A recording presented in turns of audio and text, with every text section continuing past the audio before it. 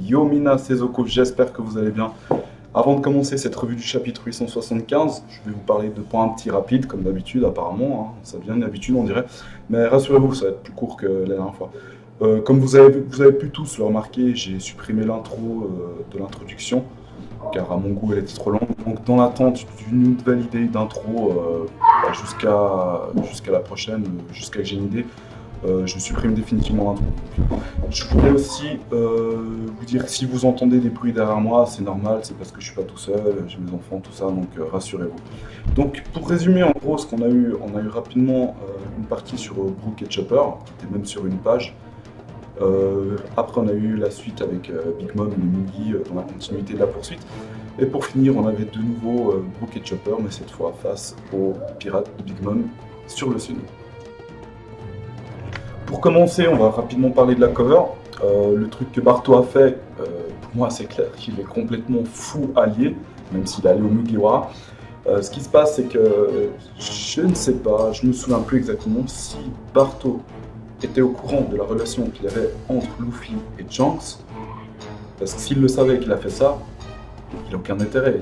Même s'il est plus fan de Luffy que de Shanks, ok, mais là c'est n'importe quoi. Mais s'il le savait pas, voilà, mais je sais pas, parce que ce qui se passe, autant dans le monde de Luffy que dans le monde réel, dans notre monde, dans lequel on vit, brûler un drapeau, ça signifie une déclaration de guerre. Donc là, c'est comme s'il faisait une déclaration de guerre envers Shanks. Moi, perso, je ne vois pas une confrontation entre Shanks et Barto dans la suite des mini-covers, évidemment. Parce qu'on connaît le tempérament de Shanks avec le flashback de Luffy, quand il s'est fait renverser de l'alcool sur les habits, avec les bandits de montagne, etc. Donc voilà, quoi. Selon son tempérament, j'imagine que tant que des civils qui se trouvent sous la protection de Shanks dans ces territoires ne sont pas touchés par Barto, donc blessés, tués, etc. À mon avis, Shanks il va rester calme, il va rigoler, ah ouais je comprends, et apparemment Luffy avait raison. Enfin, vous voyez le truc, quoi, comme par rapport au flashback et tout. Donc à mon avis, je doute qu'il y ait une confrontation. Dans l'immédiat, non, peut-être par la suite, hein, qui sait, on ne sait pas, mais à mon avis, dans l'immédiat, non, je pense pas. Ensuite, pour parler rapidement de ce chapitre, donc c'est avec ce qui m'a un petit peu interpellé, c'est qu'apparemment, comme Chopper le sous-entend, il a l'impression de voir un homme poisson. Alors, on voit l'image du monstre, et vu que la position du sous-marin, et par rapport à, comme on voit, on analyse les choses, Brook qui est sur la droite du sous-marin, Chopper qui est sur la gauche, en train de regarder la tête coller contre la vitre. Si ça serait sur la gauche de l'image, j'ai essayé de zoomer dans tous les sens de l'image pour essayer de voir si on aperçoit peut-être un dessin d'Oda qui laisserait montrer qu'il y a un homme poisson qui prépare quelque chose en dessous. Je ne l'ai pas vu, mais apparemment, si comme Chopper l'a sous-entendu, il y a réellement un homme poisson, eh ben, ça se peut que forcément les hommes poissons qui sont sous les ordres de Jinbei qui vont probablement aider Luffy à s'échapper, à faire quelque chose, parce qu'ils sentent qu'il y a quelque chose et ils préparent un moyen peut-être d'attacher les bateaux de Big Mom s'ils veulent les poursuivre ou quoi. Il y a sûrement quelque chose qui se prépare, donc forcément, ça reste à voir par la suite. Mais franchement, j'en suis pas sûr parce que j'ai pas vu l'homme poisson, j'ai pas réussi. Donc après, c'est juste une intuition. Donc voilà. Ensuite, ce qui se passe, c'est que quand il y a aussi par rapport à Luffy qui a mis ses points de Haki en Jabi Gatling pour ranger le roi Baume, ça fait quand même plaisir parce que j'avais plus ou moins pensé à quelque chose, même si ça peut passer de la manière précédente. De la manière, comme j'ai dit dans le chapitre précédent, que Luffy n'allait pas rester comme ça se voyait d'ailleurs sur l'expression de son visage qu'il était obligé de le venger, parce que même chez ses ennemis, Luffy ne supporte pas l'injustice chez ses ennemis, entre eux. Donc si un ennemi qui tape un de ses propres collègues ou quoi, comme on l'a vu plusieurs fois, et vu l'expression de Luffy, c'était clairement, c'est sûr que voilà, il allait intervenir, ça c'est normal. Et ce qui a été fait, même s'il n'a pas réussi à l'atteindre, ça a été expliqué après par Jinbei, peut-être pour les personnes qui n'ont pas compris, que le haki de l'armement permet de toucher l'utilisateur de fruit du démon de type Logia, qui est intangible au fait. Mais par contre, c'est vrai que Prométhée est un cas différent, parce que c'est une boule de feu dotée d'une âme. Donc le haki de l'armement, ça va rien lui faire, il n'a pas de fruit du démon. Même si son pouvoir est un dérivé du fruit du démon. Parce que comme Jinbei l'a expliqué, c'est une boule de feu dotée d'une âme. Donc Jinbei a pris l'eau de la rivière, du jus de la rivière, pour l'affaiblir, lui faire une technique et puis le ralentir un peu, l'affaiblir. pouvoir s'échapper. Donc voilà, c'est peut-être pour ceux qui n'ont peut-être pas compris. Moi, je vous l'explique à ma manière, donc je pense qu'il y en a d'autres qui l'ont fait pareil. Mais voilà. Passons à la suite. Ensuite, quand il y a Big Mom, suite après, avec, comme j'avais dit aussi dans mon précédent chapitre, on a eu un espèce de petit remake d'Ener, donc avec l'attaque de Nami, avec Zeus qui est devenu énorme, c'était vraiment excellent. Elle a su quoi faire au bon moment de nouveau, elle a été vraiment mise en avant aussi, ça fait vraiment super plaisir. Et ensuite, quand elle a fait un éclair, genre à la Raigo de Ener sur Skypiea, l'éclair était énorme, on voit même Big Mom qui a l'air d'être quand même atteinte. Mais ce qui se passe pour moi, c'est que quand je pense pas que Big Mom KO, franchement je pense pas. Vu la résistance qu'elle a, comme elle est, et franchement ça me semblerait trop facile. Non pas seulement de manière scénaristique, mais aussi de la manière... voilà, on est quand même dans le nouveau monde, ils ne peuvent pas s'échapper comme ça, malgré qu'ils ont de la chance et tout. Enfin, si vous voyez ce que je veux dire. Donc ce qui se passe, c'est qu'à mon avis, elle est quand même un petit peu... limite en train de... les yeux en train de tourner dans les pommes et tout, mais après elle va se reprendre quelques secondes et puis elle va toujours en mode fureur, ça va péter les plombs. Mais je doute franchement qu'elle est KO comme ça. Par contre les autres mises, ça, je pense qu'ils sont vrais. Autant les arbres de la forêt que les homies et l'équipage de Pokémon qui les accompagnaient, pour moi à mon avis, ils sont KO. Ensuite, quand il y a aussi l'onde de choc qui fait valser un peu, qui fait balancer le bateau justement le semi. Et on voit Katakuri qui dit rien, qui je pense que ça doit être un soupir, les points, je sais pas exactement. Peut-être qu'il a vu de loin, s'il avait une vue dégagée qu'il arrivait à voir jusque-là, avec son acquis d'observation, il a peut-être vu ce qui s'était passé, quoi. Et il a peut-être un aperçu. Mais vu sa réaction, je pense que c'était plus de l'étonnement, genre surpris qu'il s'y attendait pas, plutôt que ce soit quelque chose comme il a vu Luffy qui a survécu, Nami qui a fait l'attaque, etc. Et tout. Parce que si Katakuri, pour moi, si Katakuri aurait vu ce qui s'était passé avec Luffy, avec son acquis de l'observation, il aurait immédiatement averti Perospero en disant « Tenez-vous prêts, les Mugiwara risquent d'arriver, c'est eux qui sont responsables de cette attaque, Big Mom, Mama a été atteinte, etc. » Enfin, il aurait déjà fait un petit rapport, il aurait sûrement dit quelque chose, quoi. Mais là, on le voit qu'il est un peu plus inactif, il est plus en tant qu'observateur que... Voilà, malgré qu'il soit l'homme de la situation, tout ça, quoi. Et ensuite, aussi, quand Brook et Chopper arrivent, aussi ils assistent à la scène parce qu'ils sortent du sous-marin et tout, ils se demandent, Chopper qui se demande, Luffy, est-ce qu'il va s'en sortir? Est-ce que Luffy est là-bas? Et Chopper qui se demande, est-ce qu'ils vont s'en sortir? Par la suite, on voit Perospero qui leur dit, ouais, vos amis sont morts, etc. et tout. On voit ce qui était vraiment énorme, c'est que c'était la mise en avant de Chopper et Brook pour une fois. Ils ont vraiment été mis en avant, ils n'ont pas été montrés comme les peureux habituels quand il y a un monstre marin ou je sais pas quoi. Là, ils ont été vraiment en mode badass, autant Brook que Chopper en football. Franchement, ça fait vraiment plaisir. Et ça risque d'envoyer du lourd par la suite pour la baston. Et c'est aussi la partie avec Pudding. La fin, tout le monde, je pense, doit se demander, mais qu'est-ce qui nous fait? Parce que moi, au début, ce chapitre était bien, mais à la fin, ça m'a énormément déçu. Parce qu'apparemment, de nouveau, ce qui se passe, c'est que Oda, on dirait qu'il veut encore jouer avec nous, en nous mettant dans le doute, en nous montrant des faux indices pour nous mettre sur un truc pour lequel on ne s'y attend pas. Donc, parce qu'au début, il nous montre Pudding qui est plein de gentil, après, elle est méchante quand elle est avec Reiju, elle attaque Reiju. Ensuite, elle a été gentille, elle a une part de gentillesse en elle avec ce qu'elle a subi par rapport à son flashback, etc. Sanji qui a vu son œil durant la cérémonie, quand Sanji a essayé de la protéger et tout. Et encore à la fin du chapitre précédent, c'est marqué de manière narrative que ses yeux ne mentent pas, elle pleurait de 3 yeux et tout. Et là de nouveau, il est là cet idiot avec les yeux et tout. On se demande, mais Oda, qu'est-ce qu'il fait? Mais pourquoi? Alors peut-être qu'elle souffre un doublement de la personnalité, une espèce d'entité démoniaque qui la hante, un peu comme Cavendish. C'est possible. Mais je pense pas, parce qu'il y avait des espèces de petites gouttes de transpiration, et pour moi, Pudding est toujours gentil. Malgré que Oda, j'ai l'impression qu'il fait un peu trop nombrique. Pour moi, Pudding est toujours gentil. Mais ce qui se passe, c'est qu'elle a aperçu Sanji, elle a forcément aperçu Big Mom. Big Mom a un gabarit plus gros au niveau physique, c'est normal. Mais vu que cette scène elle se passe un peu après l'éclair de Nami, Big Mom, à ce moment-là, a seulement dû reprendre ses esprits.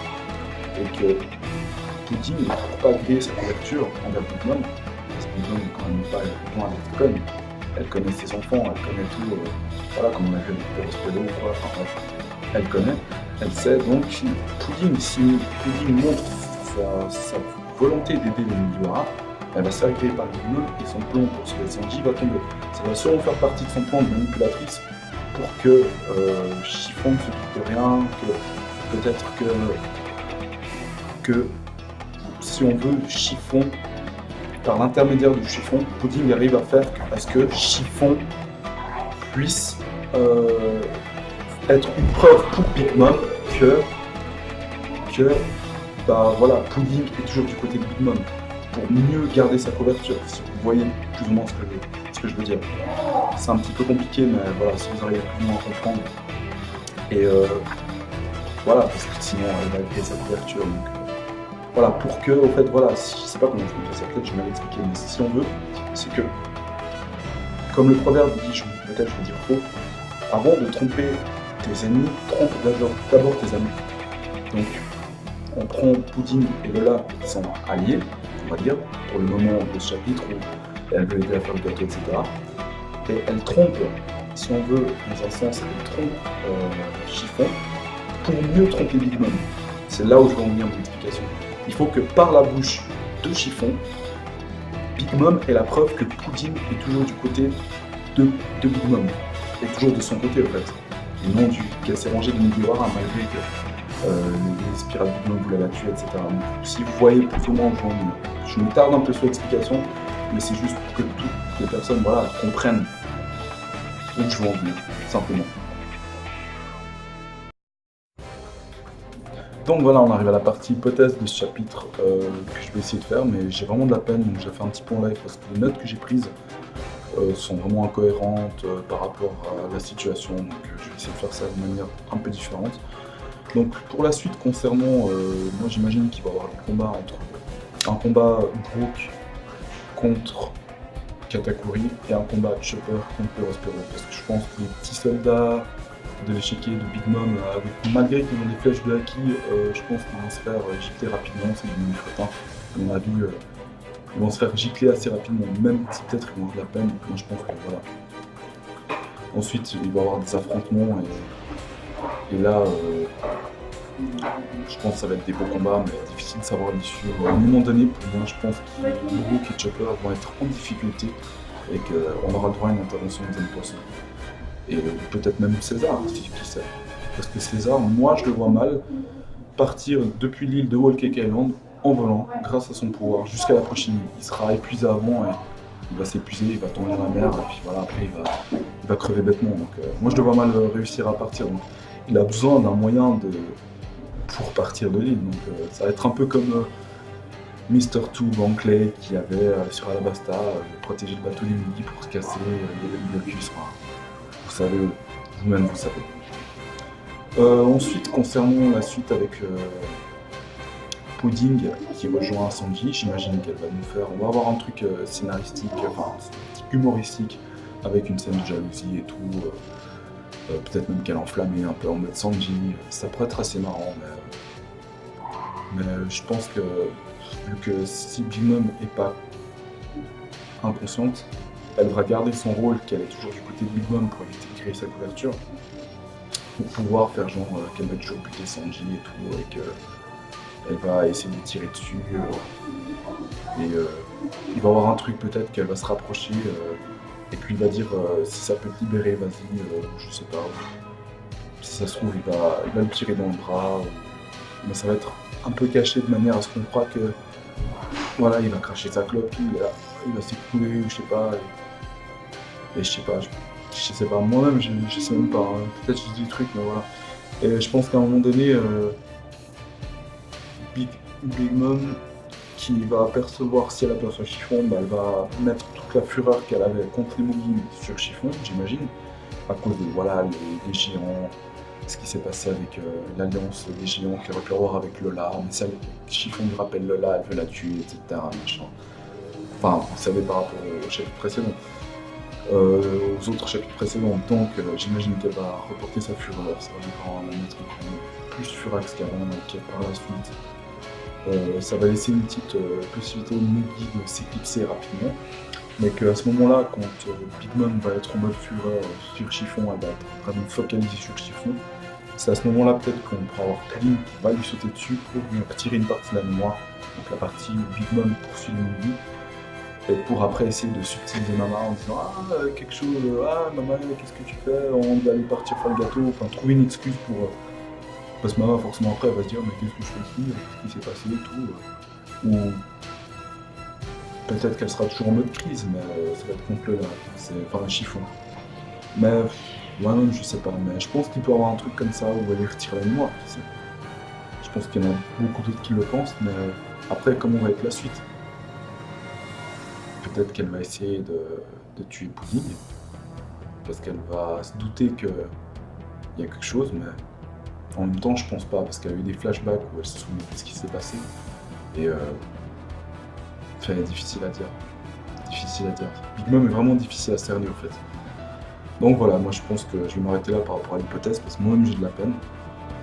Je dois même être en train de dire des incohérences par rapport à ce que je vous dis en même temps, donc je me dis ça vaut pas le coup de continuer voilà, pour prolonger la vidéo, quoi. Franchement, je sais pas, je me dis voilà, tout doucement. Donc voilà, n'hésitez pas non plus à me faire part de vos commentaires par rapport à vos impressions sur ce chapitre, à comment vous imaginez peut-être la suite, ou qu'est-ce que vous en avez pensé, et tout, même si je sais que, voilà, par rapport au début de ma chaîne, où j'en suis actuellement, le nombre d'abonnés que j'ai, j'imagine que ça sera pas énorme, mais ça peut toujours faire plaisir, ça peut toujours être sympa, intéressant à voir, donc n'hésitez pas, hein, franchement, qu'on puisse en débattre dans les commentaires, ça peut être vraiment intéressant. Donc voilà, n'hésitez pas non plus aussi à voilà, liker cette vidéo si vous l'avez appréciée, à la partager et aussi à vous abonner si l'envie vous en prend. Après, c'est vous qui savez, je vous force à rien, donc c'est vous qui savez. Donc sur ce, moi je vous dis Genki Dana, portez-vous bien, à la prochaine, je vous dis à la prochaine pour une nouvelle vidéo One Piece et portez-vous bien d'ici là. Jan et Kaizo Kutachi.